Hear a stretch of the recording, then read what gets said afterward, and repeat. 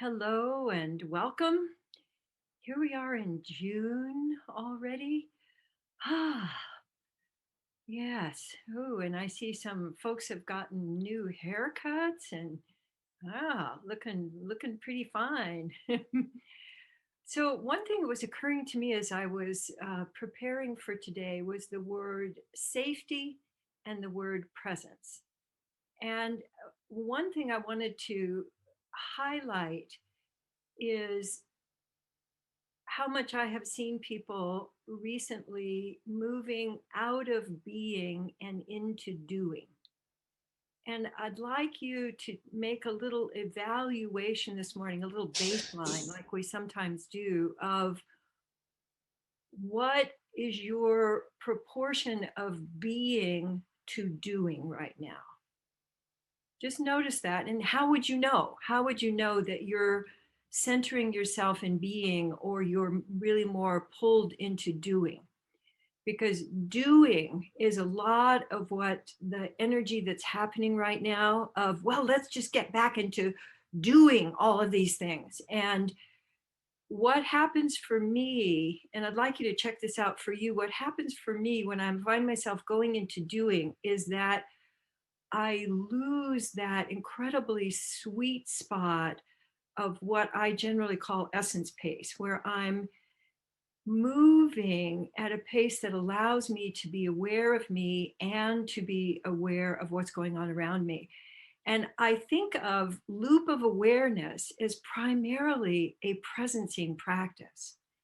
It allows me to be here, to be able to respond, and to be able to respond to me, to be able to feel what's going on for me and to be aware. And for me, that is the best way to create safety. So if I am actually present, I can effectively respond. But for me, the way I know I've gone into doing is I start bumping into things. And it can be just a little bit out in front of me, just a little bit into doing. So I'd like you to check, just take a moment and you can move, close your eyes, just touch into how is that juncture for you between being and doing. And just notice where you are with that right now. So, loop of awareness is a great balancer. It's a great harmonizer between being and doing. Because when I'm doing, I do things like I catch my arm on the edge of the oven as I'm opening it up and go, "Tsk," and it's just a tiny little thing, but all you need to be is just a tiny little bit out of presence, and you get caught in doing and like sucked into the big doing vortex. And so also know that right now the doing vortex has a very strong pull. It's like getting, I don't know if you have one of those. I have a Dyson vacuum. And if I get my hand on the end of that vacuum, it's like, it's going to suck me in. And that vortex of power can best be met with the balancing of your presence. And so that's for me one of the most important things that I keep returning to is that loop of awareness creates genuine safety. I'm not talking metaphorically, it creates genuine safety because I'm presencing and I can be aware of what's going on around me. And because things are so disrupted right now, I also use loop of awareness as my basic, this is sort of my metronome of being. Just, ah, this is how I can reestablish. And it doesn't matter if I've gotten way out and way unbalanced, I can rebalance very effectively and quickly by doing loop of awareness. So take a moment and just settle into that and notice as I'm saying that to you, how are you experiencing that in your body? So that's another way to loop is to ask yourself a question. And the most effective question I know about any content is how am I experiencing that in my body? we're in a very content heavy um, society right now, and with all social media is primarily content. And what it took me a while to get is there's no presence in that. There's no presence in content.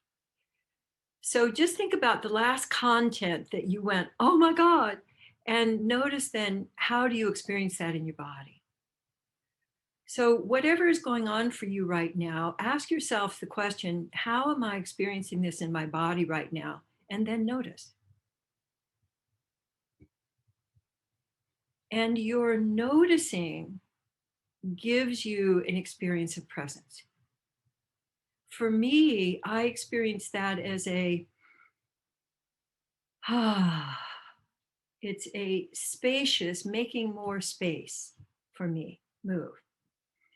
So, another way I know I'm getting caught in content is that I get contracted. So take a moment now and notice, where in your body are you feeling more contracted?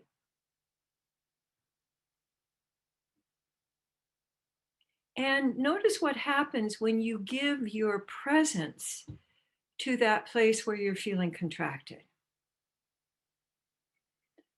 So for me, immediately I get a big breath. So I give my attention, my body wants to breathe. I can feel myself breathing toward that place, which for me is right at the bottom of the ribs, my ribs in the back of my body, where I was feeling somewhat contracted. And so right in that moment, I feel a deeper presence. And then I'm aware, oh, there's a world around me. So you can bounce from that into, how does that open your ability to notice what's going on around you? So from that, notice what you notice outside of you and whether that pulls you. So there's a tendency, when I notice something out there, I tend to get pulled into it, either because, it's something I've read and I'm outraged, or, it's something that, or that I feel sad about, but I feel called to do. And so for me, that's the signal to bring my attention back into my body again. Hmm. So to any place that's feeling tighter, to let my attention rest on it. And a couple of weeks ago, I was using the image of the jellyfish. And that's been one that's been coming to me again this morning, because I can expand and then kind of land, and expand and land. Because the other element of doing is that we never land. So doing leads to more doing, leads to more doing, to the adrenaline.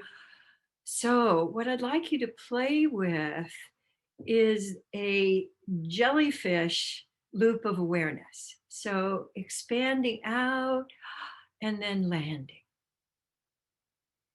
and then expanding in and then landing.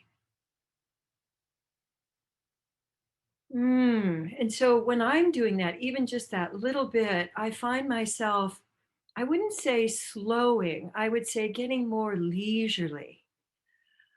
Ah.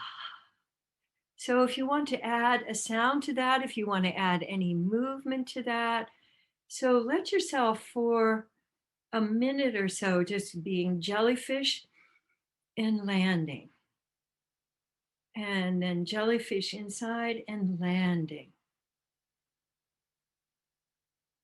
Hmm. So for me, the landing slows me down in a sense of savoring, not in a sense of putting the brakes on. Because slowing down, if I'm expanding into my experience, is kind of this infinite time disappears into space.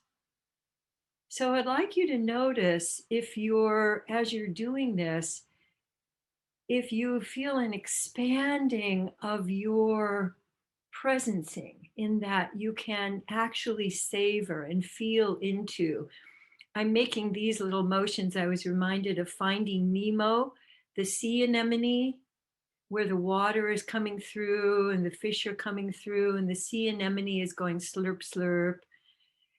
So notice how you can slurp up. I'm getting a lot of ocean. We just had Ocean Day, and I wrote a book called A Water Baby Contemplates Dry Land, my book of poetry. So I'm definitely affiliated with the ocean, but we are all affiliated with the ocean. So let's celebrate our inner oceans and our outer oceans by jellyfish and landing and anemone and jellyfish and landing and anemone. And the jellyfish can be another kind of a love scoop too, because you can jellyfish and then scoop.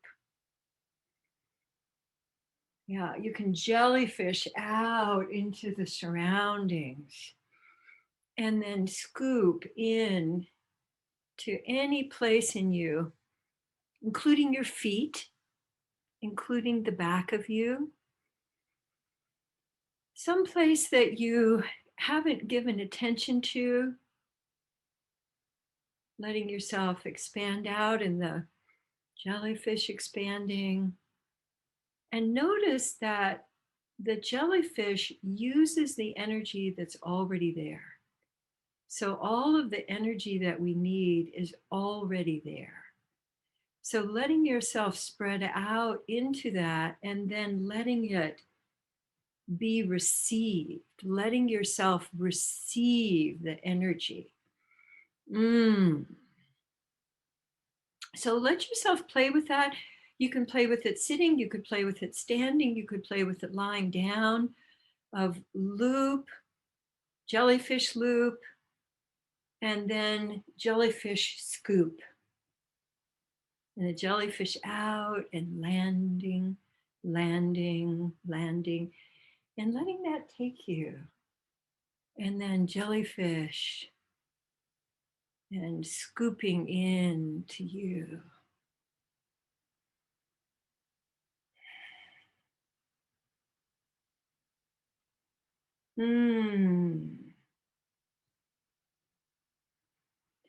And add any sound to that you want to.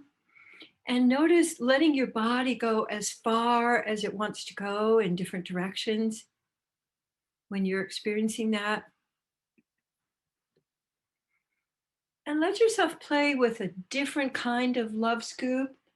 A love scoop over the top or a love scoop from underneath. Because sometimes the jellyfish can bob up and then move around. And if we moved into others, we could, squid has a whole different kind of motion, but I'm particularly interested in how effortless your jellyfish presencing can be to refresh presence. So it's also connecting. Can you feel that? So you send out your energy and then landing is a connection. And then jellyfishing back in to you and love scooping is also connecting for you. So presencing and connecting, and then you're also playing because you're just noticing, how does my body want to move with this? Do I want to make any sound? What are the different ideas that are popping up? That's all the play of consciousness. So loop of awareness is also presence, connect, play. That's pretty cool, huh? So this week, I want to invite you to use the ocean energy, the energy that's all around us and supports us, letting ourselves expand out into that, landing, bringing that into us so that we ground ourselves in safety through presence. And if you find yourself getting a little speeded up, you can just touch in again to your jellyfish presence and your jellyfish loops. All right. Well, today is the first day of us not doing the integrity skills, because those are going to now be presented for those of you who want to join us in reweaving. And for those of you who don't know, we have on the Foundation for Conscious Living, we have a whole section of videos of the integrity moves.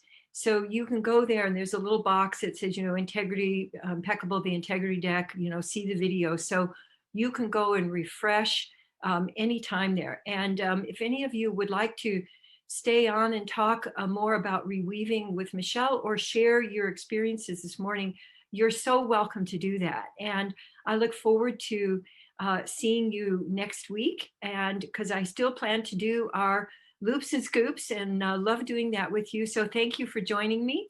And let's unmute so everybody can make sounds at each other, and I can make sounds at you and hear you. So thank you so much. Yes. Great sound. Thank you.